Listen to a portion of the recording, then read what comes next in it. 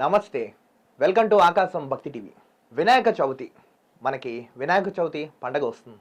అసలు వినాయక చవితి అంటే ఏంటి? వినాయక చవితి నాడు విధి విధానాలు ఏంటి? ఎలా చేయాలి? ఎప్పుడు చేయాలి? ఎక్కడ చేయాలి? చాలామందికి తెలుసు, భాద్రపద మాసంలో వస్తున్నాం, సో పూజ చేయాలి, కథాక్షంతలు తల మీద వేసుకోవాలి, లీలాపనిందలు పడకుండా ఉంటాయని అందరికీ తెలుసు. కానీ వినాయక చవితి పండగ, అందులో విశిష్టత ఏంటి, వైశిష్టం ఏంటి, అసలు విఘ్నేశ్వరుడు ఎలా వచ్చాడు, నెక్స్ట్ వినాయక చవితి పేరుతో ఏం జరుగుతున్నాయి, ఎలా అంటే వాళ్ళు మనకు చెప్పింది ఏంటి, ప్రజెంట్ మనకి ఇప్పుడు జరుగుతున్నాయి ఏంటి, వీటన్నిటి గురించి ఈరోజు మనతో ప్రవచనకర్త రంగనాథ్ గారు. ఆయన్నే ఈరోజు మన అన్నీ అడిగి తెలుసుకుందాం. రంగనాథ్ గారు నమస్కారం. నమస్కారం. ఆకాశం టీవీ భక్తి ఛానల్ వీక్షకులకు, పరోక్షంగా వింటున్న వాళ్ళు అందరికీ మన వినాయక చవితి శుభాకాంక్షలు మనం చెప్పుకుంటూ, ముందు ఈ కార్యక్రమానికి మనం ఏదైనా కానీ ఆయన అనడమే మన విఘ్నాధిపతి అంటారు. కాబట్టి ఆయనను మనం ముందు తలుచుకోవడం ధర్మము, కర్తవ్యము. వినాయకుడి శ్లోకంతోనే మొదలు పెడదాం కార్యక్రమాన్ని. తప్పకుండా. మన గురువులతో చెప్పుకున్నాం, కానీ గురువుల గురించి మన సంగీతంలో మన గురువు లాంటి వారి ఘంటసాల గారు పాడిన పద్యాన్ని ఆశీర్గా చెప్పుకున్నాము. తప్పకుండా. శుక్లాం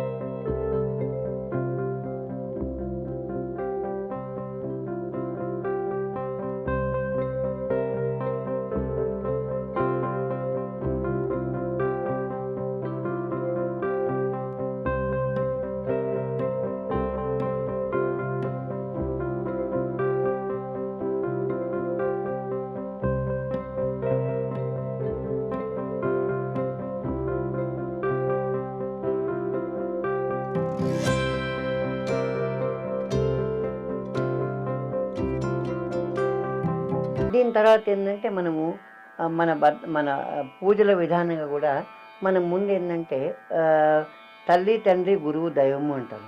మనం మన తల్లి తండ్రిని తలుచుకోవాలి. అది ఫర్దర్ స్టోరీలో కూడా వస్తుంది. త్వమేవ మాతా చ పితా త్వమేవా త్వమేవ బంధుశ్చ సఖా త్వమేవ త్వమేవ విద్యా ద్రవిణం త్వమేవ త్వమేవ సర్వం మమ దేవదేవా. అంటే తల్లిని గురువుగా అనుకుంటే నీవే తల్లివి, నీవే తండ్రివి, నీవే గురువు, నీవే దైవము. మనకు మొదటి గురువులు తల్లిదండ్రులే. సో ఈ విధంగా గురువుని తలుచుకున్న తర్వాత మనం దేవుని తలుచుకోవడం అయింది. తల్లిని అయిన తర్వాత గురువు బ్రహ్మ. మన గురువుని తలుచుకోవడం మీరైనా అదొక మన బాధ్యతగా, ఒక కృతజ్ఞతగా అనుకుంటేనే మనకు మంచిది. మన గురువుల్ని మరవరాదు. కాబట్టి గురువు మీద ఒక శ్లోకాన్ని మనం చూసుకుందాము. ముఖ్యంగా ఏంటంటే నా వరకు చెప్పుకోవాలంటే, నాకు మ్యూజిక్ నేర్పించిన గురువుల తర్వాత సుసల శివరాం గారు, తర్వాత మా ప్రిన్సిపల్ గారు కీర్తిశేషులు ఇద్దరు. ఆయన కేసీఆర్ డాక్టర్ నూకల చిన్నసత్యనారాయణ, తర్వాత ఆయనకు పద్మవిభూషణ్ అటువంటి అవార్డులు చాలా వచ్చాయి. వాస్తవంగా ఆయన మహాఘటికుడు ప్రపంచంలో. వీరందరికంటే ముందు ఏంటంటే నేను అసలు మ్యూజిక్, ఇప్పుడు మనకు సంబంధించి మ్యూజిక్ వినాయకుడిని కూడా వస్తుంది. ఆయన కూడా సంగీత విద్వాంసుడు. అయితే నేను మ్యూజిక్ ఎలా నేర్చుకున్నానంటే, ఇంటర్మీడియట్లో ఉన్నప్పుడు నాకు ఎవరో ఫ్రెండ్స్తో ఇట్లాగే యేసుదాస్ అని ఒక గాయకుడు, మహాగాయకుడే, చాలా బాగా పాడుతున్నారు అని నా ఫ్రెండు, మేము కాంపిటీషన్ పాడినప్పుడుగా పాపం అతను యేసుదాస్ పాట పాడితే సాగర తీర సమీరాన అని ఉంది. ఆ పాట పాడినప్పుడు ఎవరు అని అడిగాను నేను. నాకు ఇష్టము యేసుదాస్ గారు పాడారంటే. ఆ తర్వాత ఏమయ్యేదంటే, మనకు 3 to 4 అప్పట్లో రేడియోలు ఉండేవి, టీవీలు అంతా ఏం లేదు. నేను ఇంకా ఆయన సాంగ్స్ వినాలని 3 to 4 రేడియో పెట్టుకుంటే మధుర గీతాలని మలయాళము, తమిళ్, కన్నడ, హిందీ, తెలుగు అన్నీ వచ్చేది. అప్పట్లో అంటే పేర్లు చెప్పుకోవాలని మన భక్తి ప్రోగ్రాము, ఆయన 2 టేకీలోనే ఒక ప్రోగ్రాంలో ఒక పిక్చర్లో ఆయనకు ఛాన్స్ ఇచ్చారు. తర్వాత సలీల్ చౌదరి అని అది బప్పీ లహరి పాడిచ్చారు, అది చాలా ఫేమస్ ఆ అయింది. విధంగా మీరు ఆ విధంగా ఆయన అంటే ఆయన కూడా పరమ గురుగా భావిస్తాను. సో ఆయన పాడిన గురువు శ్లోకము తర్వాత ఆయన నెక్స్ట్ వచ్చేది చెప్తాను గురువు మీద. గురుర్ బ్రహ్మ గురుర్ విష్ణు గురుదేవో మహేశ్వర గురు సాక్షాత్ పరం బ్రహ్మ తస్మై శ్రీ గురవే నమః తస్మై శ్రీ గురవే నమః. ఈ పూజలో మనము వినాయకుడి పూజలోకి ఎంటర్ అవుతున్నాం. ఇలా వీళ్ళని తలుచుకున్నాక నెక్స్ట్ ఏంటంటే చాలా మందికి తెలియదు, పాపం తెలియక మన వీక్షకులకు కూడా తెలవాలి. ఏంటంటే ఏదో పనిలో ఉన్నానని ఇంట్లో మామూలుగా తప్పేం కాదు, ఒక విధంగా సాంప్రదాయం తెచ్చుకుంటే భార్యలు పూజలో కూర్చుంటే చాలా మంచిది. చాలా మంది కూర్చుంటారు, ఎందుకంటే వీళ్ళ స్థానం గురువు తల్లి తండ్రి గురువు దైవం తర్వాత నెక్స్ట్ చాలా ముఖ్యమైన స్థానము ఒక మనిషి వివాహితుడైనాక భార్యకు చాలా ముఖ్యమైన స్థానం ఉంది. అంటే పూజలో ఏమవుతుందంటే ఆ భార్య గొప్పతనం అనేది కూడా మళ్ళీ మన గురువులు చాలా బాగా పాడినారు. మళ్ళీ నేను చెప్పుకోవాలంటే ఆయన యేసుదాస్ గారు చాలా బాగా పాడినారు, అది కూడా చూపించుకుంటూ కథలోకి ఎంటర్ అవుతున్నాం మనం స్లోగా ఇంట్రడక్షన్ లాగా.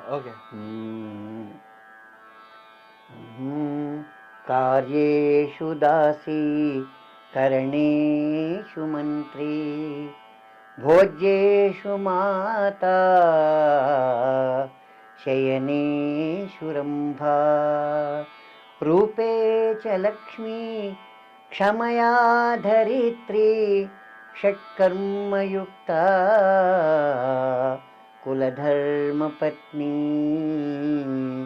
షట్కర్మయుక్త కులధర్మపత్ని. అంటే ఏంటంటే మన కులధర్మపత్ని, కులం అంటే ఇక్కడ కులం కాదు, మన ఇంటి సాంప్రదాయంలో ఆ ధర్మపత్ని 6 రకాలుగా ఆమె పాత్ర ఉంటుంది. కార్యేషు దాసి, మన పనిలో ఆమె ఫ్రెండ్గా ఉంటుంది. అలా పూజా విధానం మనకి ఆలోచన, భార్య ఆలోచన తీసుకోకుండా ఏ పని చేయకూడదు, చాలా ముఖ్యమైన పార్ట్ ఈ పూజల్లో కూడా. ఏదైనా ఉంటే కూడా మర్చిపోతే కూడా ఈ పూజలో ఇది ఇలా ఉందండి, ఇక్కడ ఏదో మర్చిపోయినట్టు అని గుర్తు చేస్తూ ఉంటుంది. అలాగే భోజ్యేషు మాత శయనేషు, తల్లి తిండి పెట్టేటప్పుడు మన తల్లిలాగా ఉంటుంది భార్య, ఉండాలి. భోజ్యేషు మాత శయనేశ్వరంబ రూపేచ లక్ష్మి, బయట నుంచి మనం ఎంత అలసిపోయి వచ్చినా కానీ మనం రాగానే ఆమె లక్ష్మీదేవిలా కనబడితే అన్ని కష్టాలు మర్చిపోతాం, మనకున్న కోపతాపాలు ఏమైనా ఉంటే కూడా మర్చిపోతాం. క్షమయా ధరిత్రి, తర్వాత బాధ్యత నిర్వహించిన అటువంటి మాత లాంటి భార్య కూడా క్షమయా ధరిత్రి, ఆ పాయింట్ వస్తుంది మనకు.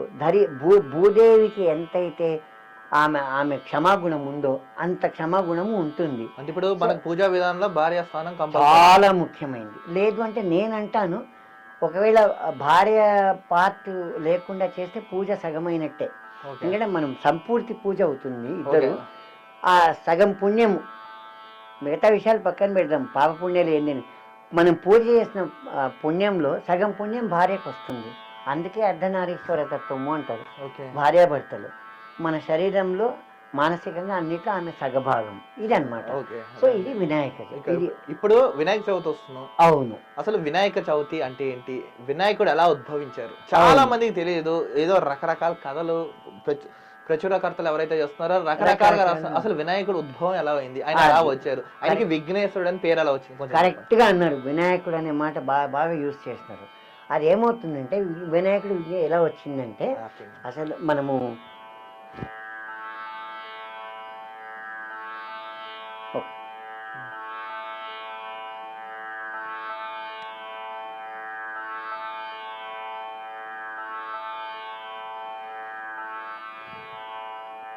తగ్గిస్తాను, ఆపండి పర్లేదు, ఏం కాదు.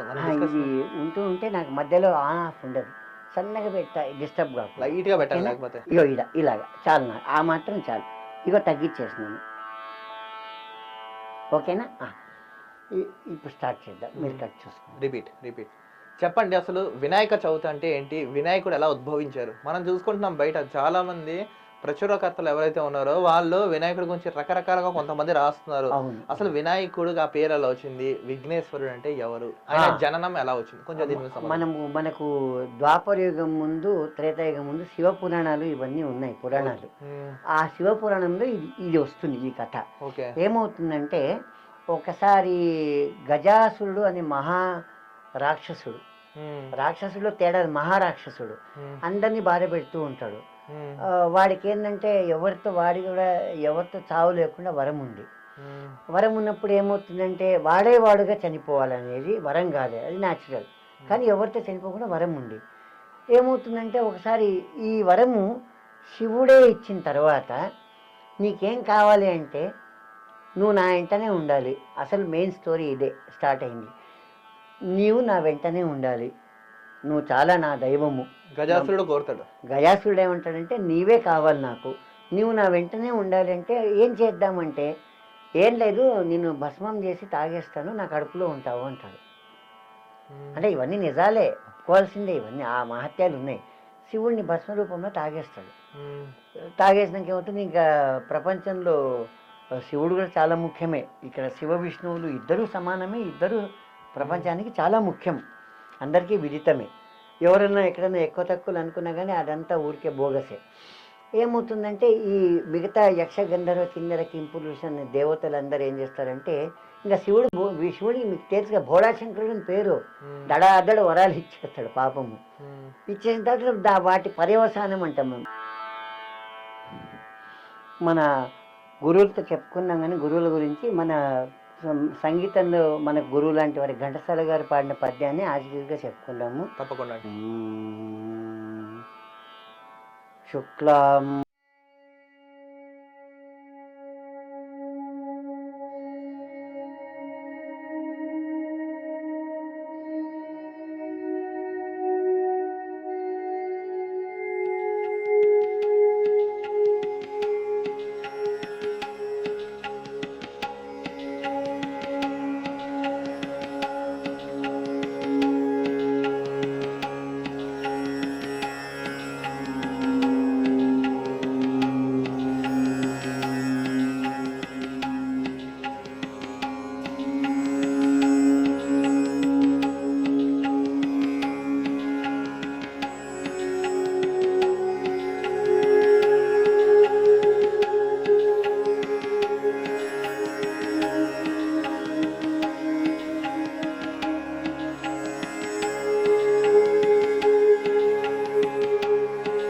పూజల విధానంగా కూడా మనం ముందు ఏంటంటే తల్లి తండ్రి గురువు దైవము అంటారు.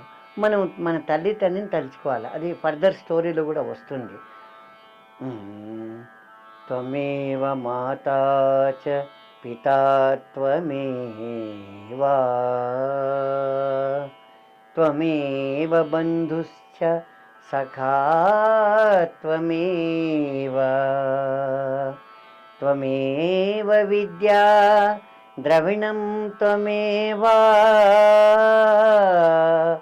త్వమేవ సర్వం మమ దేవదేవా. అంటే తల్లిని గురువుగా అనుకుంటే నీవే తల్లివి, నీవే తండ్రివి, నీవే గురువు, నీవే దైవం. మనకి మొదటి గురువులు తల్లిదండ్రులే. సో ఈ విధంగా గురువుని తలుచుకున్న తర్వాత మనం దేవుని తలుచుకోవడం అయింది. తల్లిని అయిన తర్వాత గురువు బ్రహ్మ. మన గురువుని తలుచుకోవడం మీరైనా అదొక మన బాధ్యతగా ఒక కృతజ్ఞతగా అనుకుంటేనే మనకు మంచిది. మన గురువుల్ని మరవరాదు. కాబట్టి గురువు మీద ఒక శ్లోకాన్ని మనం చూసుకుందాము. ముఖ్యంగా ఏంటంటే నా వరకు చెప్పుకోవాలంటే నాకు మ్యూజిక్ నేర్పించిన గురువుల తర్వాత సుసల శివరాం గారు, తర్వాత మా ప్రిన్సిపల్ గారు కీర్తిశేషులు ఇద్దరు. ఆయన కేసీఆర్ డాక్టర్ నూకల చిన్నసత్యనారాయణ, తర్వాత ఆయనకు పద్మవిభూషణ్ అటువంటి అవార్డులు చాలా వచ్చాయి. వాస్తవంగా ఆయన మహాఘటికుడు ప్రపంచంలో. వీరందరికంటే ముందు ఏంటంటే నేను అసలు మ్యూజిక్, ఇప్పుడు మనకు సంబంధించిన మ్యూజిక్ వినాయకుడిని కూడా వస్తుంది, ఆయన కూడా సంగీత విద్వాంసుడు. అయితే నేను మ్యూజిక్ ఎలా నేర్చుకున్నానంటే ఇంటర్మీడియట్లో ఉన్నప్పుడు నాకు ఎవరో ఫ్రెండ్స్తో ఇట్లాగే యేసుదాస్ అని ఒక గాయకుడు, మహాగాయకుడే, చాలా బాగా పాడుతున్నారు, అని నా ఫ్రెండు మేము కాంపిటీషన్లో పాడినప్పుడుగా పాపం అతను యేసుదాస్ పాట పాడితే సాగర తీర సమీరాన అని ఉంది. ఆ పాట పాడినప్పుడు ఎవరు అని అడిగాను నేను. నాకు ఇష్టము యేసుదాస్ గారు పాడారంటే. ఆ తర్వాత ఏమయ్యేదంటే మనకు 3 to 4 అప్పట్లో రేడియోలు ఉండేవి, టీవీలు అంతా ఏం లేదు. నేను ఇంకా ఆయన సాంగ్స్ వినాలని 3 to 4 రేడియో పెట్టుకుంటే మధుర గీతాలని మలయాళము, తమిళ్, కన్నడ, హిందీ, తెలుగు అన్నీ వచ్చేది. అప్పట్లో అంటే పేర్లు చెప్పుకోవాలని మన భక్తి ప్రోగ్రాము ఆయన 2 Hero ఒక ప్రోగ్రాంలో ఒక పిక్చర్లో ఆయనకు ఛాన్స్ ఇచ్చారు. తర్వాత సలీల్ చౌదరి అని అది బప్పీ లహరి పాడిచ్చారు. అది చాలా ఫేమస్ అయింది. ఆ విధంగా ఆయన అంటే ఆయన కూడా పరమ గురుగా భావిస్తాను. సో ఆయన పాడిన గురువు శ్లోకము తర్వాత ఆయన నెక్స్ట్ వచ్చేది చెప్తాను గురువు మీద. గురుర్ బ్రహ్మ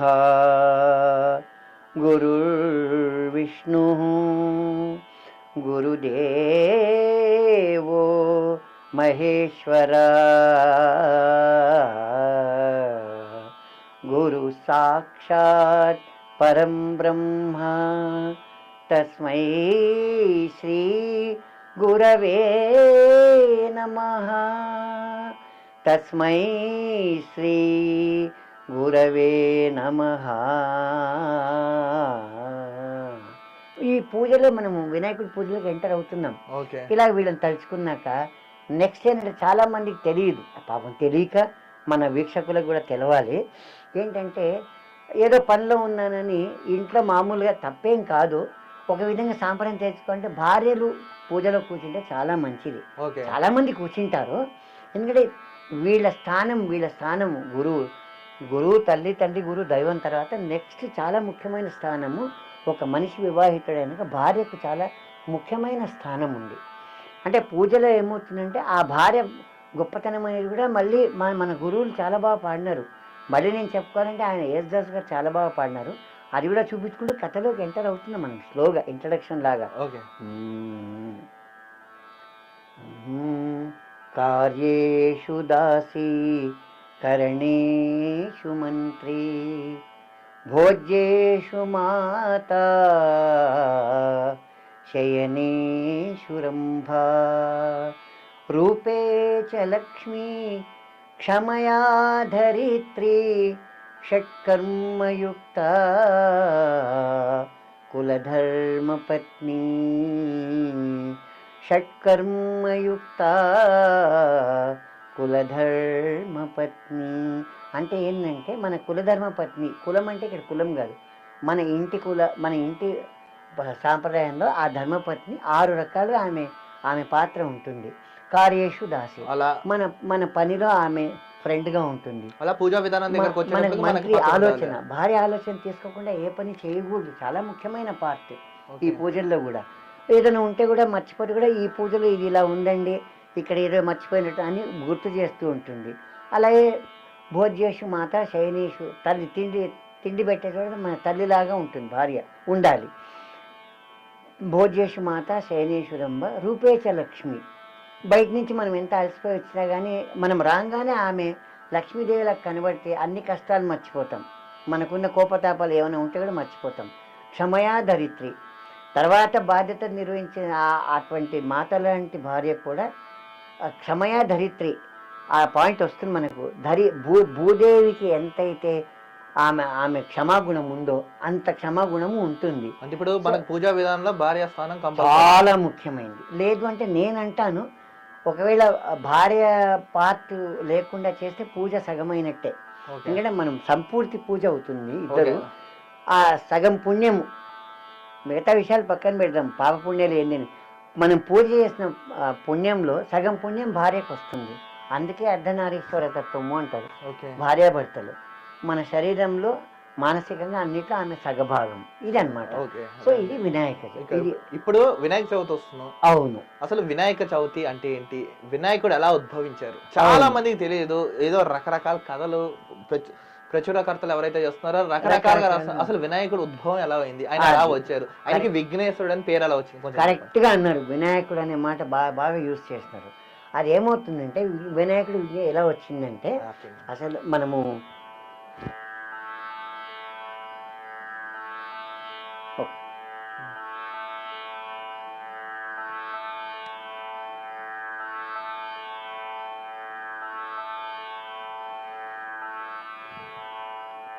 తగ్గిస్తాను.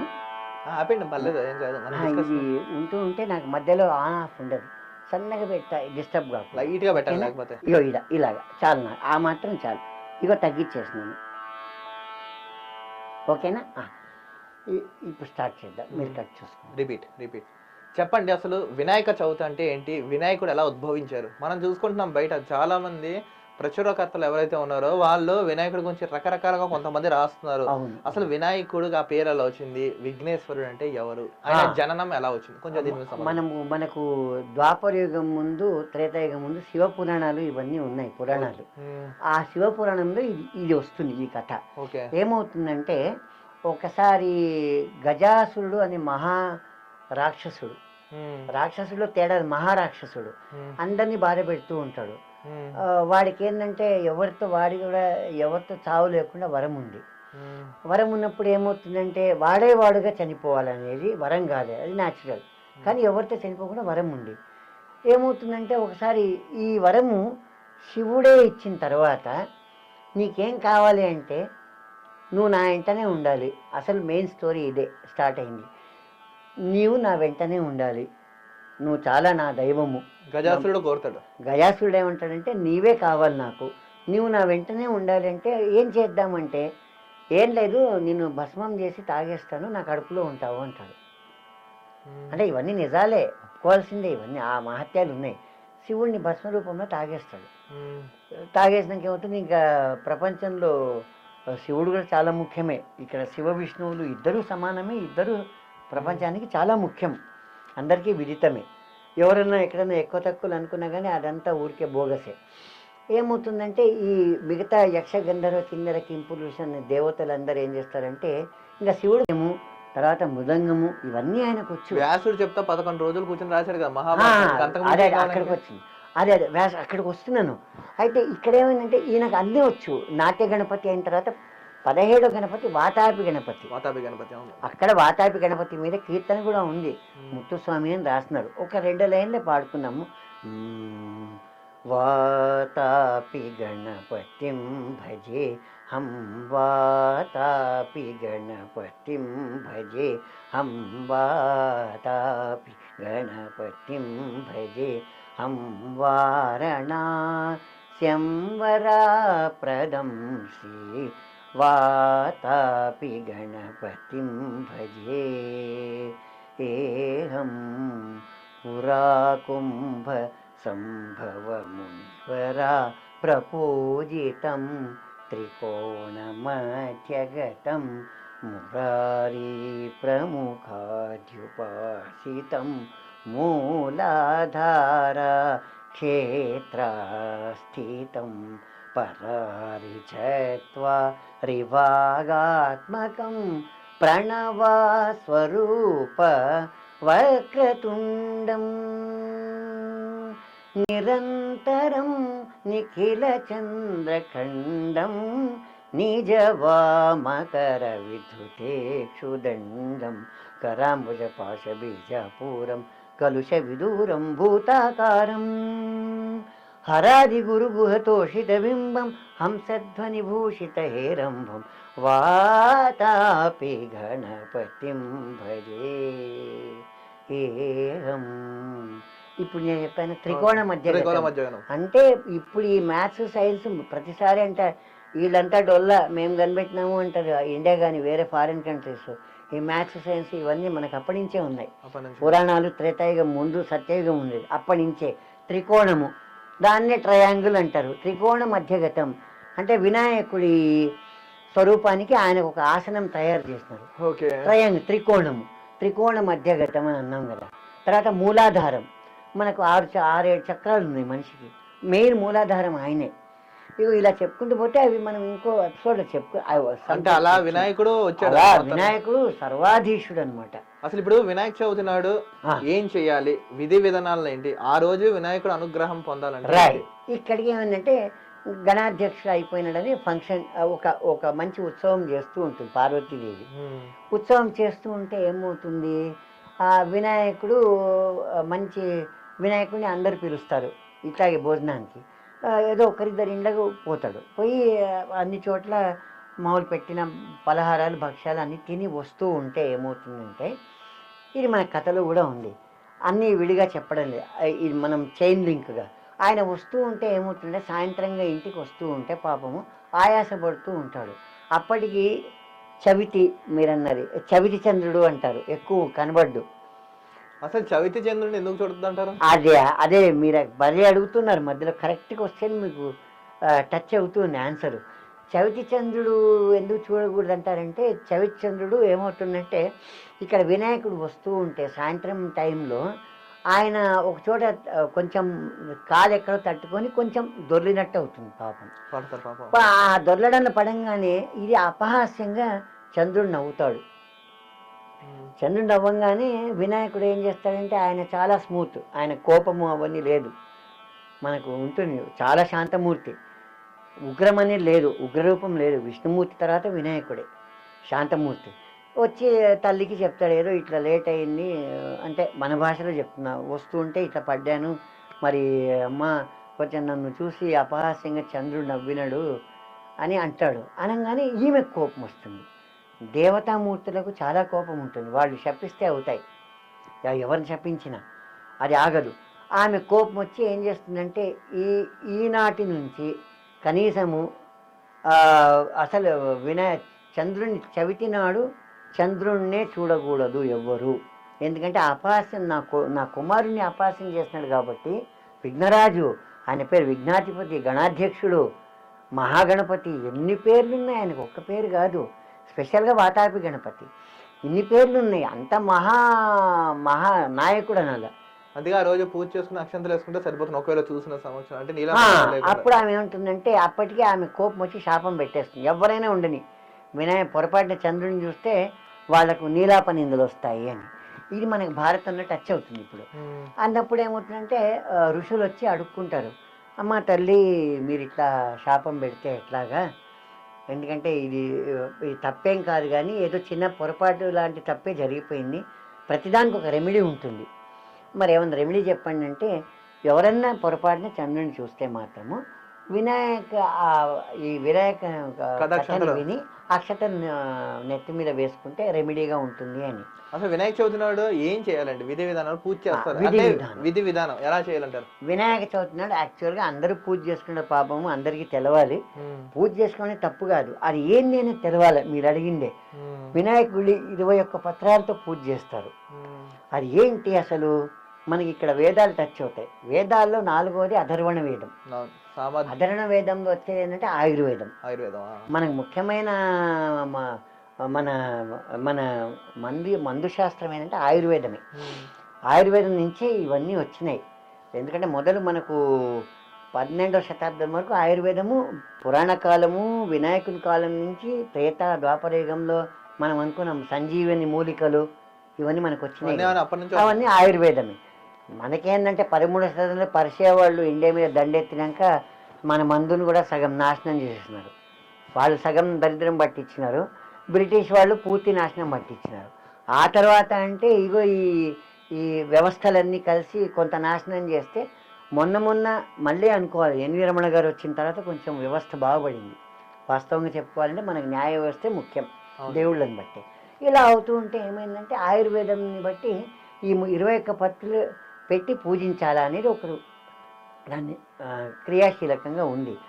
అవి మనం సేవించవచ్చు కూడా, ఎందుకంటే మామిడాకులు ఇవన్నీ ఇచ్చినారు, మనం ఇప్పుడు తినం, కానీ మామిడాకులు తింటే హెల్త్కి మంచిది. జామాకు తింటే అసలు షుగర్ రాదు. షుగర్ ఉన్నవాళ్ళు కూడా జామ ఆకు తింటే, ఇది పబ్లిక్ కూడా తెలుసు చాలామంది, మనం చెప్పుకోవడం, జామ ఆకుని ఇప్పుడు ఈ పత్రాల్లో జామ ఆకు ఉంటుంది, జామ చెట్టుది, ఆ ఆకు తింటే షుగర్ కంట్రోల్ అయిపోయి తగ్గిపోతుంది. ఇలాగ ఒక్కొక్క పత్రికి ఒక్కొక్క కారణం ఉంది. మన ఆయాసానికి, తర్వాత వేరే జబ్బులకు, కాలేయం జబ్బులకు, వేటికి కానీ ఒక సైంటిఫిక్ కారణము అనుకున్నా కానీ సైన్స్ అంతా మన పురాణాలు వేదాలే. మన వేదాల్లో అధర్వణ వేదమే ఇది. ఎవరేమో అవునన్నా కాదన్నా, మా సైన్స్ వేరే, ఇంగ్లీష్ మందు వేరే, ఏది అనుకున్నా కానీ మన ఆయుర్వేదమే. ఆయుర్వేదాన్ని బట్టి 21 పత్రాలతో మనం పూజ చేస్తాం వినాయకుడికి. సరే, మన భక్తి ప్రకారం ఆయనకి ఏంటంటే మనం ఇష్టం వచ్చిన తినుబండారాలు, తర్వాత ముఖ్యంగా అటుకులతో లడ్డులు ఆయనకు అటుకులు కొబ్బరి పలుకులు. అసలు వినాయకుడికి ప్రీతికరమైంది ఏంటో చెప్పండి. అది అటుకులు కొబ్బరి చాలా పలుకులు. మంది ఇప్పుడు ఏంటంటే లడ్డూలు పెడుతున్నారు చేతిలో. కాదు, అసలు వినాయకుడి ప్రీతికారం ఏంటి? కరెక్ట్గా వస్తుంది. అటుకులు కొబ్బరి పలుకులు చిటికె బెల్లము నానుబ్రాలు చెరుకు సొమ్మును విఠలాక్షి నగ్రస్తునకు పటుతరమ్ముగా విందు చేతు ప్రార్థించుమది. దీనిలో మనకి మ్యాథ్స్ వచ్చింది ఏదో చిన్నగా చెప్పుకున్నాం, చాలా డెప్త్ ఉంది. అంటే వీళ్ళు తిరిగే యాంగిల్స్ అంతా, ఏ యాంగిల్స్ అయినా మ్యాథ్సే. సైన్స్ ఏంటి, ఇవన్నీ పురాణాల్లో ఉన్నాయి మనకు. త్రేతాయుగం ముందు సత్యయుగం మనం మాట్లాడుతాం. సత్యయుగం, ద్వాపర, త్రేతాయుగం, ద్వాపరయుగము, తర్వాత ఇప్పుడు నడుస్తున్న కలియుగం, కలియుగము 3 వంతుల అధర్మంలో నడుస్తూ ఉంది. అది మనకు వస్తుంది ముందర. అయితే ఏమవుతుంది, ఇప్పుడు ఈయనకు ఆ ఆయుర్వేదం సంబంధించిన అవన్నీ ఉంది మనం పత్తితో పూజ చేసుకుంటాం కదా. మీరు ఎక్కడ అడిగినారు, ఏం ప్రశ్న అడిగారు? వినాయకుడు ప్రీతికరమైంది ఏంటి? ప్రీతికరమైంది అంటే చాలా మంది పెడుతున్నారు. ఏమని పెట్టుకునేది, అటుకుమైంది అటుకులు కొబ్బరి పలుకులు చిటిక బెల్లము అంటారు. బెల్లం వేసుకోవచ్చు. నానుబ్రాలు, బెల్లం ఎందుకన్నారు? షుగర్ కంటే అప్పటి కూడా షుగర్లు ఉన్నాయి. బెల్లము చాలా ప్రాచీనమైంది, షుగర్ లేదు. షుగర్ అంతా ఇప్పుడు వీళ్ళు తయారు చేసింది, మొదలు షుగర్ లేదు, అంతా బెల్లమే. బెల్లము హెల్త్కి మంచిది. బెల్లంలో అన్ని చెప్పుకొస్తున్నారు. సైన్స్ ఏంటి, మళ్ళీ గరిక ప్రీతిగా అంటారు. గరిక ప్రీతిగా ఏంటి అసలు? అది 21 పత్రాల్లో వస్తుంది. గరిక ప్రీతి, వినాయకుడు గరిక పెడితే వస్తుంది. అడగండి ఇది అయిన తర్వాత. అయితే ఈ అది 21 పత్రాల్లో గరిక కూడా ఉంది. గరిక అన్నిటికంటే పవర్ఫుల్. అసలు అడిగింది ఈయన ప్రీతికరమైన ఏంది, అటుకులు పవర్ఫుల్. అంటే సైన్స్ అనుకున్న వాళ్ళు మనకు శాస్త్రపరంగా అటుకుల్లో చాలా ప్రోటీన్స్ ఉన్నాయి. మొన్న మనం ఎప్పుడో అనుకున్నాం. కొబ్బరి పలుకులు, కొబ్బరిలో మంచి పవర్ఫుల్ ఉంది. కేరళ వాళ్ళు అందుకే అంత కొబ్బరి వంట చేస్తారు. అన్ని లింక్ చెప్తున్నాను, తెలుసు కదా మీకు. కొబ్బరి నీళ్ళు తాగడం, కొబ్బరితోనే వాళ్ళ వంట. కొబ్బరి నూనెతోనే వంట, ఎందుకంటే అది చాలా హెల్దీ, చాలా స్ట్రెంగ్త్. మన కేరళలో స్ట్రెంగ్త్ ఒకటి, మన విద్యలన్నీ అక్కడే ఉన్నాయి. కరాటా అనుకోండి, దాన్ని కరాటే అంటారు. కరాటే కాదు, యాక్చువల్గా అది కరాట. కరా అంటే చేతులు, చేతులతో ఆడే ఆట లాంటిది అది కరాట. యుద్ధ విద్యలు, కత్తి యుద్ధాలు, కట్టె యుద్ధాలు, మల్ల యుద్ధాలు, తర్వాత మర్మకళ వేళతో చేస్తారు. ఇవన్నీ కేరళ వాళ్ళది. వాటికి తగ్గ స్ట్రెంత్ కావాలి కదా. కేరళ వాళ్ళు కొబ్బరి ప్రతీతి, దేవుడు అట్లా సృష్టించిన అక్కడ కొబ్బరి చెట్లు ఎక్కువ పండుతాయి. అయితే ఎందుకు చెప్పొచ్చు అంటే కొబ్బరి పలుకులు, బెల్లము, దాన్ని పాలలో నానేస్తే ఇంకా వేరే షుగర్ అవసరం లేదు. మన వాళ్ళు వేస్తారేమో, ఇక వాళ్ళు ఇష్టము. చెరుకు రసం చెరుకు రసం వల్ల కూడా ఐరన్ వస్తుంది. చెరుకు రసం వేయాలి. ఇవి కలిపి ఆయనకు లడ్డు చేసి పెడితే చాలా ప్రీతిమైంది, చాలా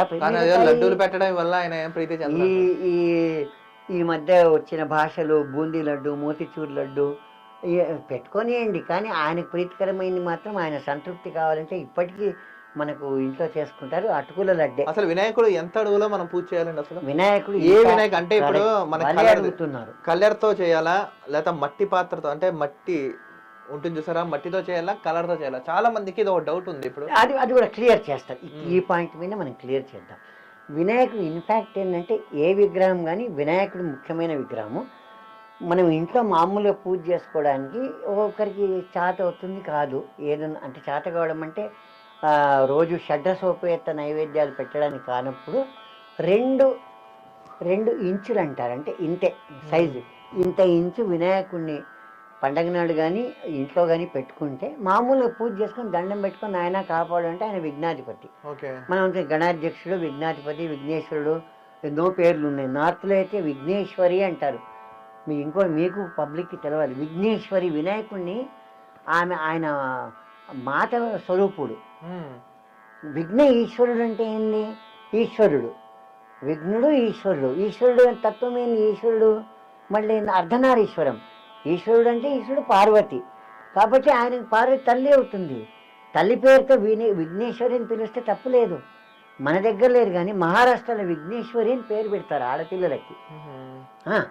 ఇవి చాలా ఉన్నాయి వినాయకుడి పేర్లు ఉన్నట్టే. సో ఈ విధంగా ఏంటంటే వినాయకుడు ఆయనకు విఘ్నేశ్వరి పేరుతో కూడా పిలుచుకునే సాంప్రదాయము తప్పేమీ కాదు. మనం ఎక్కడ చెప్పుకుంటున్నాము? అదే అండి, వినాయకుడిది యాక్చువల్ గా ప్రీతికరం గరిక అంటారు కదా. గరిక ఏంటంటే, గరిక అంటే ఏంటి అర్థం? గడ్డ, చాలా మంది గడ్డి అనుకుంటారు. గడ్డిపోచ కాదు, గడ్డి కాదు. అంటే ఇప్పుడు రామాయణంలో చూడండి, సీతాదేవి రావణాసుని నువ్వు గడ్డి పూస్తా సమానం అని పెడుతున్నావు. ఆ గడ్డేనా లేకపోతే ఈ గరిక వేరా ఏంటి? అది గడ్డిపోచ.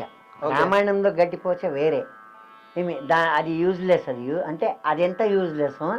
నేను యూజ్లెస్ ఎందుకన్నా అంటే అది ఎంత యూజ్లెస్, రావణాసురుడు అంత యూజ్లెస్ ఫెలో. అచ్చా. అది గడ్డిపోచ. గరిక ఏం చెప్పాలా, గరిక చాలా దాని వెనకాల సైన్స్ ఉంది. సైన్స్ ఇప్పటిది మనకు పురాణాల్లో వస్తుంది. గరిక పవర్ ఏంటంటే, ఆ గరిక ఇంట్లో ఉంటే, నేను ఇప్పటికీ మా ఇంట్లో మొత్తం 2 రూమ్లో గరిక వేసి పెడతాను. ఆ గరిక ఎంత పవర్ఫుల్ అంటే ఏ టైప్ బ్యాక్టీరియాస్ ఉన్నా కానీ నిర్భయంగా ఉండొచ్చు మనం. గ్యారంటీగా చెప్తున్నాను. ఎటువంటి బ్యాక్టీరియాస్ రోగాలు మన దగ్గర రావు. ఎన్ని రకాలు వీళ్ళు చెప్పుకోనియండి.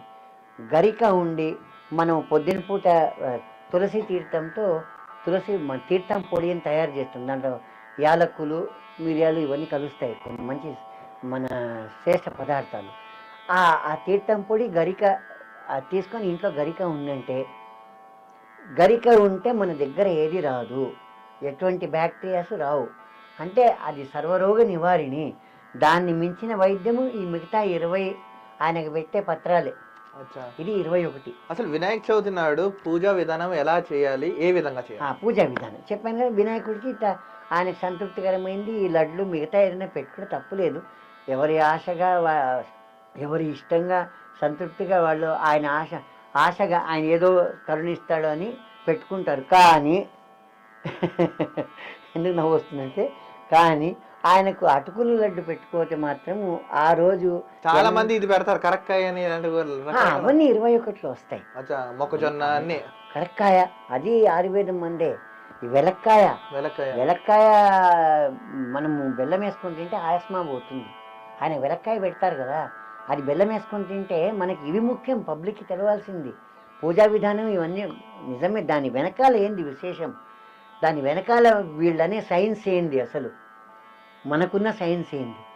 వెలక్కాయతో మన హెల్త్ బాగా అవుతుంది. వెలక్కాయ మీరు అడిగారు కదా. అలాగే గరిక ఉంటే మనకు అది సర్వరోగ నివారిణి గరిక ఆయనకు. తర్వాత ఎన్ని స్వీట్లు పెట్టినా ఏం చేసినా కానీ మనం నమ్ముతాం కాబట్టి, ఆయనకి అటుకులతో లడ్డు పెట్టకపోతే మాత్రము ఆ సంవత్సరానికి ఆ రోజుకి పూజ వ్యర్థము. తెలుసుకొని మళ్ళీ సాయంత్రం పూజ చేయాల్సిందే. తెలుసుకోకపోతే మళ్ళీ 1 year వెయిట్ చేయాల్సిందే. మళ్ళీ ఆయన అనుగ్రహం పొందాలంటే ఆయన అనుగ్రహాన్ని ఏమీ లేదండి. మనము చాలా మంది ఇప్పుడు ఏమవుతుందంటే, మన కోరిక మీరు ఉంటుంది, మనం కోరేదాన్ని బట్టి అనుగ్రహం ఉంటుంది. మంచి మనసుతో మంచి విషయాన్ని కోరితే ఆయన ఇస్తాడు. వినాయకుడు కానీ, ఇంకో శివుడు కానీ, ఇంకో దేవుడు కానీ, ఇంకో దేవత కానీ, ఆరాధ్య దేవతలు లలిత అమ్మవారు ఉన్నారు, విష్ణువు ఉన్నారు, విష్ణు సహస్రనామం, వెంకటేశ్వర స్వామి, మన బోర్డు ఎంతమంది 33 కోట్ల దేవతలు అంటారు ఉన్నారు. ఎవరైనా కానీ ఇస్తారు. కానీ అడిగండి చెప్తాను. అదే ఇప్పుడు వినాయక చవితికి చూసుకుంటున్నాం, పెద్ద పెద్ద విగ్రహాలు పెట్టేసి, డీజేలు పెట్టేసి, రకరకాలుగా వినాయకుడు అనేవారు విఘ్నాలకు అధిపతి అని చెప్పారు. మనకి ఏ విఘ్నం రాకుండా చూసుకునే వ్యక్తి అని చెప్తున్నారు. నెక్స్ట్ ఈజీగా అనుగ్రహం త్వరగా పొందే వ్యక్తి అయినా మీరు చెప్పారు. కానీ ఇప్పుడు ఈ మండపాలని ఇవన్నీ అవన్నీ మనం చూసుకుంటున్నాం. ముఖ్యంగా తెలుగు రాష్ట్రాల్లో చూసుకున్నట్టయితే మనం చూడండి, అన్ని అడుగులు ఎత్తు విగ్రహాలు పెట్టేసి ఇష్టాన్ని రీతిలో అసలు ఇలా ఎందుకు అవుతుందంటారు?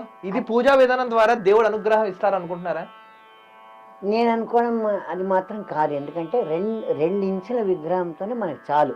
మీరు అన్నారే 2 ఇంచుల విగ్రహాన్ని పెట్టి నాయన నాకు ధర్మంగా నేను కోరిన దాన్ని, మన కోరిక ఎట్టున్నానంటే, మనం అధర్మంగా కోరిది ఇవ్వు అంటే ఇవ్వడు ఏ దేవుడు. కానీ నేను ధర్మంగా ఏదన్నా కోరితే ధర్మంగా ఇవ్వు, నేను అడుగుతున్నాను, నువ్వు చేయాలని బాధ్యత నీకుంటే నువ్వు చేస్తున్నావు దాన్ని అని కోరిక కోరడం సిస్టమ్ ఉంది.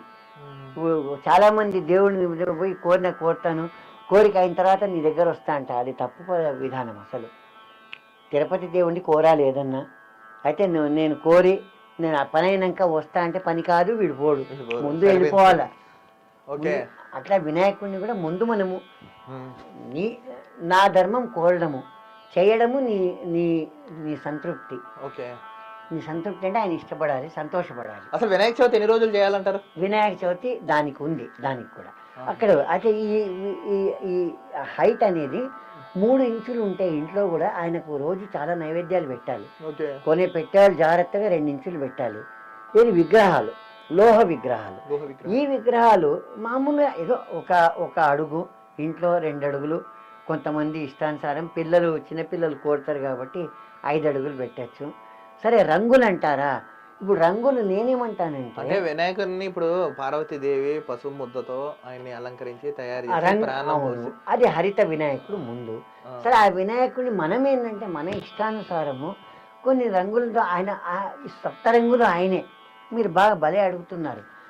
ఆ సప్త రంగులు ఆయనే, మీతో అన్నానే. ఈ ఈ రెయిన్బో విబ్జిఆర్లో ఉండే 7 రంగులు ఆయనే. ఓకే ఈ 7 రంగులు ఎందుకు లింక్ ఉందంటే నవగ్రహాలకి 7 రంగులు లింక్ ఉంది. ఓకే మనం అనే నవగ్రహాలకి ఈయన అధిపతి, నవగ్రహాలకి అష్టదిక్పాలకులు, వీళ్ళిద్దరు వేరే వేరే. నవగ్రహాలకు అధిపతి అయినప్పుడు అన్ని రంగులు ఈయనే. కాబట్టి ఇక్కడ మాత్రం నేను తప్పు లేదంట. ఎక్కడ తప్పు వస్తుందంటే అక్కడ మితిమీరకూడదు. ఇప్పుడు మన మన మొత్తం ప్రపంచంలో ఇన్ని వినాయకుడు అంటాం కదా. మరి నేను తమిళనాడు ఉన్నప్పుడు చూసి వచ్చాను. కారైకుడి అనే ప్లేస్లో నేను ఉన్నప్పుడు అక్కడ పిలయార్ పట్టి అనే ఒక ఊరుంది.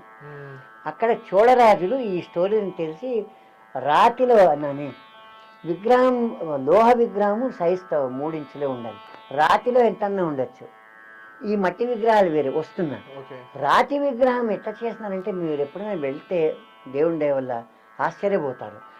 ఒక నేను అనుకుంటా ఒక 21 అడుగులు మించి కొండ ఉంది. కొండ వాళ్ళ వాళ్ళ వాళ్ళ శిల్పులు ఎట్టున్నారంటే అప్పట్లో కారైకుడి, ఇప్పటికీ మనం అంటాము స్కల్ప్చర్, ఈ కారైకుడి వాళ్ళు ప్రసిద్ధి. స్ట్రక్చర్ అంటే సింగపూర్ స్ట్రక్చర్ అంటే కారైకుడి వాళ్ళదే. సింగపూర్లో స్ట్రక్చర్ మనం అంటామే, అదంతా మన ఇండియాదే కారైకుడి మెయిన్. అక్కడ ఉన్న శిల్పుల్ని పిలిపించి కొండను తవ్వుకుంటూ వెళ్ళిపోయినారు. ఒక పెద్ద కొండ, దాని ప్రదక్షిణం ఒక్క ప్రదక్షిణం చేయడానికి 10 నిమిషాలు పడుతుంది. నేను చేస్తున్నాను. అక్కడ కోరిన కోరికలు తీరుతాయి ప్రత్యక్షంగా. నేను చేసాగానే అప్పట్లో అక్కడ జాబ్ చేసేవాడిని. నాకు ట్రాన్స్ఫర్ వచ్చింది కూడా. నా ట్రాన్స్ఫర్ మొక్కుకున్నాను. అయితే ఏంటి ట్రాన్స్ఫర్ అయిన తర్వాత అందుకే అన్నాను, నేను అంటున్నాను, నేను ట్రాన్స్ఫర్ అయింది కదా, అయిన తర్వాత వస్తానని మొక్కుకోలేదు. నేను చేసేసినాను. నా విధి కర్తవ్యము, నా భక్తి చేసేసినాను. సరిగ్గా 11 నెలలు 11 సార్లు వచ్చి ఆ కొండకు తిరుగుతాను మొక్కుకున్నాను దర్శనం చేసుకొని. 11 నెలలు కాగానే నా 11 నెలలు ప్రశ్నలు కాగానే నాకు ట్రాన్స్ఫర్ వచ్చేసింది గుంతకల్కి.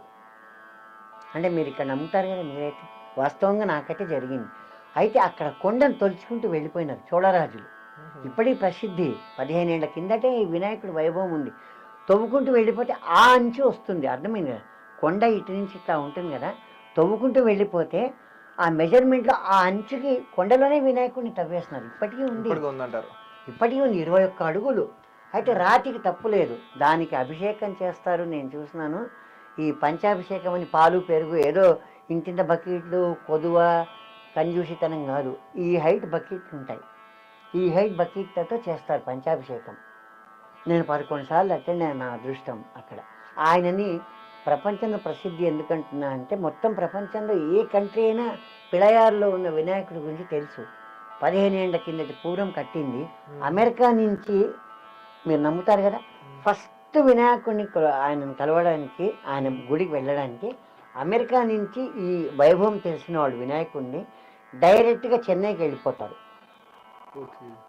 ఇంటర్నేషనల్ ఎయిర్పోర్ట్ నుంచి చెన్నై వెళ్ళి మిగతా ఏమని తిరుక్కొనియండి, ఇండియా సింగపూర్ అవన్నీ, చెన్నైకి వెళ్ళిపోయి అక్కడి నుంచి కారైకుడి అనే ప్లేస్ ఉంది. అక్కడి నుంచి అంటే తిరుచికి వెళ్ళాలి. తిరుచినాపల్లి అంటాం మనం. తిరుచినాపల్లి నుంచి కారైకుడి ఒక 2 గంటల ప్రయాణం. అక్కడికి వెళ్ళిపోయి ఆ వినాయకుడిని దర్శించుకొని తర్వాత ఊర్లన్నీ తిరుగుతారు. ఇది వినాయకుడు వైభవం.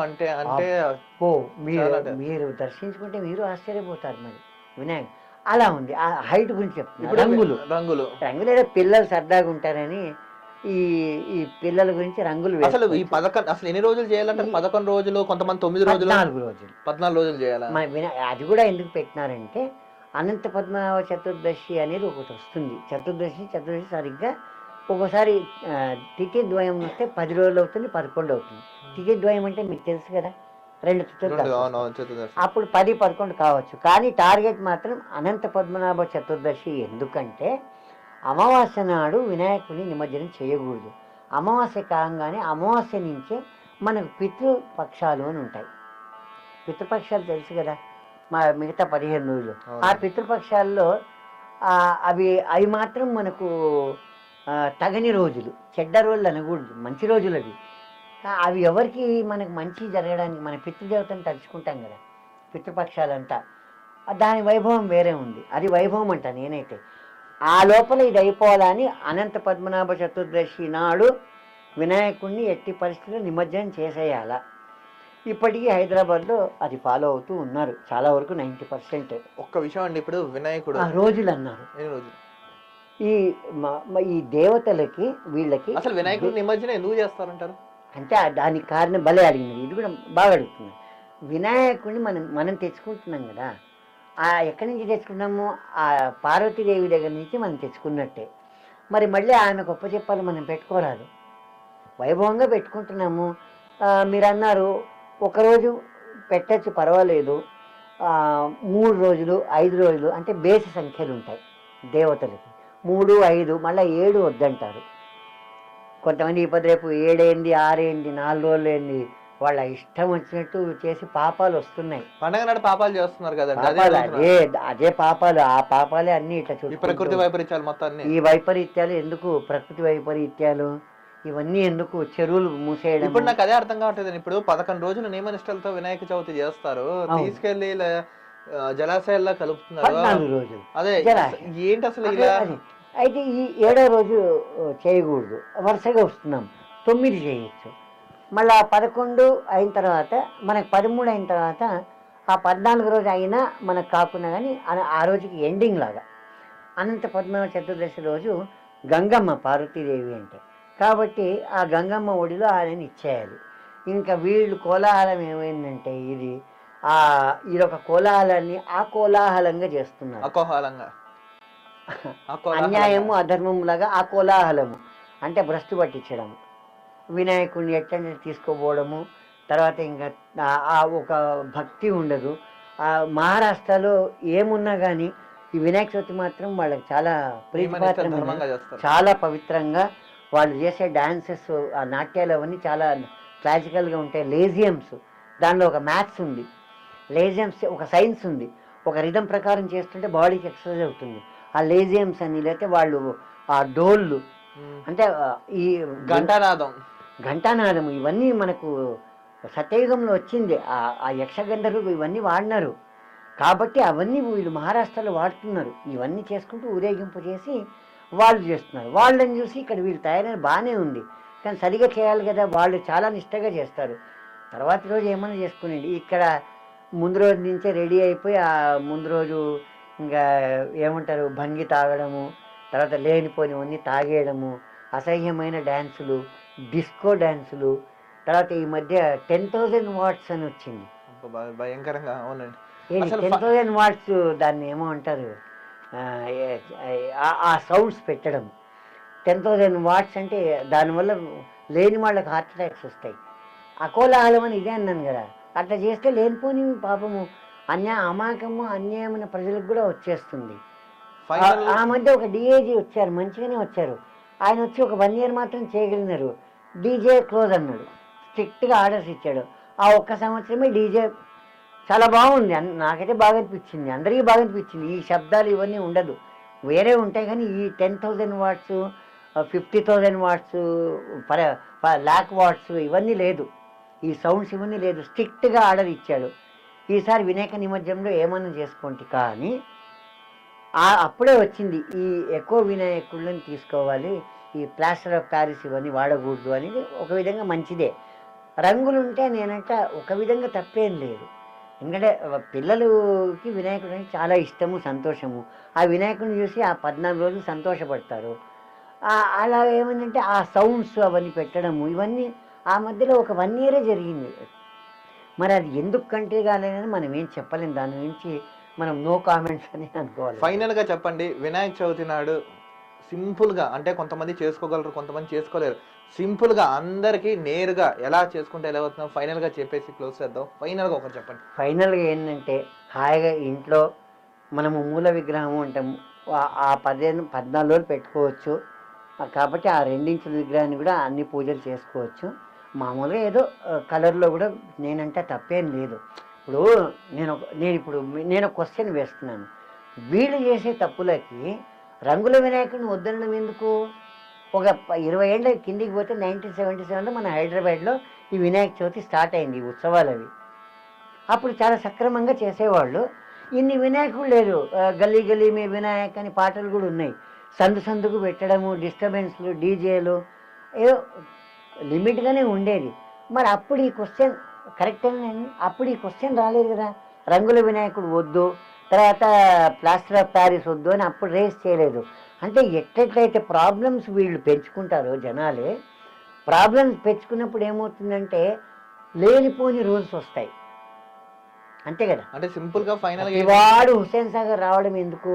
ఎవరి వాళ్ళు అక్కడ చేసుకుంటే సరిపోతున్నాం, ఎవరు వాళ్ళు అక్కడ చేసుకుంటే అటువంటి ఏదైనా స్ట్రిక్ట్ ఆర్డర్స్ గవర్నమెంట్స్ ఇస్తే బాగుంటుంది అని నేను అంటాను. అంటే ఇప్పుడు చిన్న సింపుల్ గా విగ్రహంతో మంచిగా చేసుకుంటే ఎటువంటి ఆటంకాలు లేకుండా, విఘ్నాలు లేకుండా మనకి అలవాటైంది కాబట్టి పిల్లలు అడుగుతారు, పిల్లలు మాకు రంగు వినాయకుడు కావాలి. ఇంకా వీళ్ళు చెప్పారని బట్టి వాడు ఈ మధ్య వద్దంటున్నానేమో కానీ పెట్టుకుంటే తప్పేం లేదు. హాయిగా అదే 21 రకాల మన ఔషధాలు లాంటి ఆకులతో వాటితో వినాయకుడి పూజ సక్రమంగా చేసుకొని ఆయనకి ఇష్టమైన ప్రసాదాన్ని పెట్టుకొని మనం ఆయనకి దండం పెట్టుకుని చెప్పిన కోరిక కూడా అన్యాయంగా కోరకూడదు. నేను చెరువు కింద నేను ఇల్లు కడుతున్నాను దేవుడా నన్ను కాపాడు అంటే ఏం జరిగింది తెలుసు కదా, మనకి తెలిసి మనం ఓపెన్గా అనుకోవచ్చు. చెరువులు మూసి ఇండ్లు కట్టినారు. కొన్ని న్యాయంగా చెప్పాలంటే కొంతమంది కొన్ని మంచి మంచి పనులు చేస్తారు, ఏదో హైడ్రాని పెట్టినారు అన్ని తోసిపడేస్తున్నారు కదా. తర్వాత ఆంధ్రాలో అక్కడ ఒకలాంటి అన్యాయం, 5 ఏళ్ళు ఎంత పాపం చేయాలో చేస్తున్నారు. ఇప్పుడు పాపం చంద్రబాబు నాయుడు, పవన్ కళ్యాణ్ కూడా పొలిటికల్గా మాట్లాడడం లేదు. వాళ్ళ వల్ల ఎవరైనా అంటారు వీళ్ళు రాగానే ఏమన్నా అయిపోతే వచ్చి కాదు, వాళ్ళ వల్ల కాదు, అది 5 ఏళ్ల కింద చేసుకున్న పాపంకి పరిహారం ఉండాలి కదా. ఎటైతే కర్నూలులో గుర్రాలను కోస్తున్నారు, 400 ఏళ్ల కింద గుర్రాలను కోస్తే ఆ పాపం ఒకసారి 2004లో నది పొంగింది, వరదలు వచ్చి అది రెమెడీ అయిపోయింది. ఇక్కడ ఆంధ్రాలో ఒకటైంది కదా. తర్వాత నెక్స్ట్ చెప్పుకోవాలంటే మరి బెంగాల్లో అక్కడ ఒకలాంటి అరాచకం. అసలు అక్కడ భక్తి కూడా ఎంత ఉంటుందంటే దానికి తగ్గట్టు అరాచకం పెరిగింది, దానికి తగ్గట్టు అనుభవిస్తారు ఎక్కడైనా కానీ. మొత్తానికి ఏంటంటే ఫైనల్ గా సింపుల్ గా చేసుకుంటే వినాయకుడు అనుగ్రహం అయితే మనం పొందొచ్చు, హాయిగా చేసుకోవచ్చు. తర్వాత ఇంకా దీన్ని మనము ఏదైనా అనుకున్నా ఈ ఎంత ఎత్తు అనేది మనమే ఆపలేము. అది ఒక సరదా కానీ సక్రమంగా చేసుకొని ఓకే ప్రామినెన్స్ని ప్రిఫరెన్స్ని బట్టి ముఖ్యంగా నేను అనుకోవడం మనం అనుకోవచ్చు కదా. అంటే గవర్నమెంట్ ఏమన్నా దీని గురించి ఎప్పటికప్పుడు ఆ 1 మంత్ ముందు ఏదో ఆలోచించి ఆర్డర్స్ పాస్ చేయకుండా ఈ వినాయక చవితి వచ్చింది, రాబోతుంది, అయిపోయింది, దీని తర్వాత అయినా సీరియస్గా ఇష్యూ ఇది సీరియస్గా తీసుకొని దీని గురించి ఒక ప్రణాళిక తయారు చేసి, ఎందుకంటే ఇప్పుడు వచ్చిన జిహెచ్ఎంసీకి సంబంధించి కమిషనర్ చాలా పవర్ఫుల్ ఆమె. ఆడవాళ్ళు పాలిటిక్స్లో రావాలా, ఆఫీసర్స్గా రావాలి. ఆమ్రపాలి అని ఉన్నారు. అంటే వీళ్లకు పాలిటిక్స్కి సంబంధం లేదు, ఏ గవర్నమెంట్స్ కానీ వాళ్ళ పని వాళ్ళు చేస్తారు. ఆవిడ కూర్చొని నెక్స్ట్ ఇయర్కి ఇప్పుడు కాకుండా మళ్ళీ ఈ విపత్తులు అయిపోయినాయండి. ఇప్పుడు ఏదో వరదలు వచ్చింది, ఇవన్నీ టెంపరీ. దీనికి ముఖ్యమైనది మన ఇండియాలో హైదరాబాద్లో, బాంబేలో జరుగుతుంది, విజయవాడలో ఈ వినాయక చవితి జరుగుతుంది కదా. దీనికి ఒక పకడ్బందీ ప్లాన్ ఏర్పాటు చేస్తే అందరికీ సంతోషము. సర్వేజన సుఖినో భవంతు. చూసుకున్నాం కదా మొత్తం ఇయర్స్ వినాయక చవితి నాడు ఏం చేయాలి, ఆ విధి విధానాలు ఏంటి, ఎలా చేస్తే వినాయకుడు అనుగ్రహం పొందొచ్చు, నెక్స్ట్ వినాయక చవితి నాడు ఎలా విధి విధానాలు ఎలా చేయాలని ఆయన ఒక విలువైన సమయాన్ని మనతో పంచుకుని ఎంతో అమూల్యమైన మాటలు చెప్పారు కదా. సో ఈ పరంగా మీరు అందరూ ఫాలో అవ్వండి, విఘ్నేశ్వర కృపకు పాత్రలు కండి. తిరిగి మరో ఇంటర్వ్యూతో కలుద్దాం. చూస్తూనే ఉండండి ఆకాశం భక్తి టీవీ. సంఘం శరణం గచ్ఛామి, ధర్మం శరణం గచ్ఛామి. ఓం శాంతి శాంతి శాంతి. వీక్షకులకి అందరికీ మళ్ళీ ఒక్కసారి వినాయక చవితి శుభాకాంక్షలు. సంతోషంగా జరుపుకోండి, ఆటంకాలు రావు, వచ్చినా కానీ వచ్చినట్టు అనిపిస్తుంది, వాటిని అధిగమించుకుంటూ సంతోషంగా చేసుకోండి. నెక్స్ట్ ఇయర్ది కూడా అనుకుంటే కూడా ప్లాన్ చేసుకొని చక్కగా చేసుకుందాం. ఓకే, ధన్యవాదాలండి, చాలా చక్కగా చెప్పారు, మాకు కూడా ధన్యవాదాలు.